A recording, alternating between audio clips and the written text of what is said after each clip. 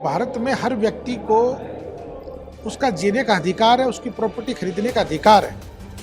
ऐसी एक स्थिति लाके खड़ी कर दी राजस्थान में। जब पहले से नियम बने हुए हैं तो ये नए नियम की आवश्यकता ही नहीं है। भाईचारे को खत्म करने का बिल है। पूरी तरह से एक धर्म विशेष को टारगेट करने की आशय से बनाया है। कहाँ नौबत आ गई। मेरा सीधा सीधा एक आरोप है कि राजस्थान की भाजपा सरकार हिंदू मुसलमानों के बीच में जो भाईचारा चल रहा है उसको खत्म करने का प्रयास किया जा रहा है। हम भारत के लोग शब्द यूज़ किया गया है, तो उसमें हम भारत के सभी लोग शामिल हैं।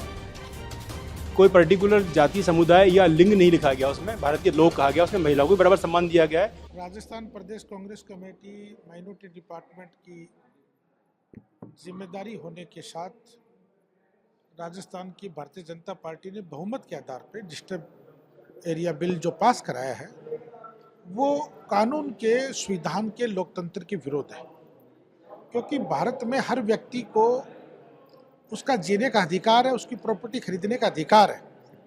ऐसी एक स्थिति लाके खड़ी कर दी राजस्थान में।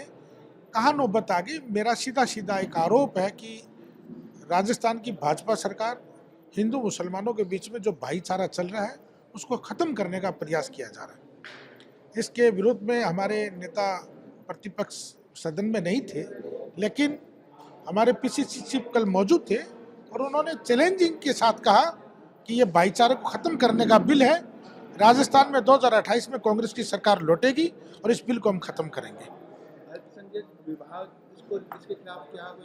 बिल्कुल, हम लोग आंदोलन, अभी रमजान का महीना चल रहा है, पूरे प्रदेश में ज्ञापन देने का काम करेंगे और मेरे साथ पूरी लीगल टीम आज मौजूद है।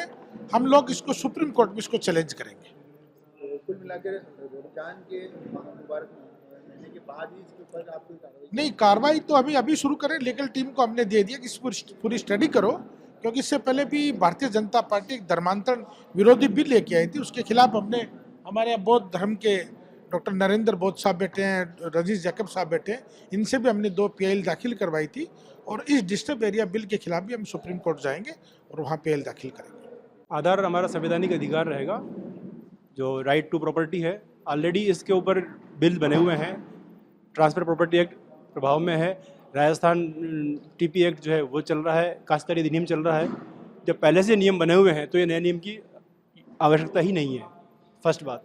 सेकंड बात इसमें आता है कि ये जो बनाया है इन्होंने बिल, ये पूरी तरह से एक धर्म विशेष को टारगेट करने की आशय से बनाया है। तो इसके लिए हमारा संवैधानिक अधिकार, जो संपत्ति का अधिकार है, वो प्रभावित होता है। दूसरा, संविधान की जो प्रस्तावना है हमारी, उसमें हम भारत के लोग शब्द यूज़ किया गया है, तो उसमें हम भारत के सभी लोग शामिल हैं। कोई पर्टिकुलर जाति समुदाय या लिंग नहीं लिखा गया, उसमें भारत के लोग कहा गया, उसमें महिलाओं को बराबर सम्मान दिया गया है। पुरुषों के लिए भी वही कहा गया है, वही हिंदू के लिए, वही मुस्लिम के लिए, वही सिख के लिए, वही ईसाई के लिए, वही बौद्ध, जो भी धर्म वाले मानने वाले हैं। क्योंकि भारत देश जो है एक लोकतांत्रिक वो है और धर्मनिरपेक्ष राष्ट्र है, तो किसी धर्म को राजधर्म नहीं माना गया है और धर्म के आधार पर आपको कानून पारित नहीं कर सकते हैं। इसी ग्राउंड पर हम इस पर चैलेंज करेंगे, चाहे हाई कोर्ट करें, सुप्रीम कोर्ट करें, या किसी भी तरह से हम चैलेंज करेंगे इसको। और हमें पूरी उम्मीद है कि ये बिल जो है पास नहीं होगा, निरस्त होगा।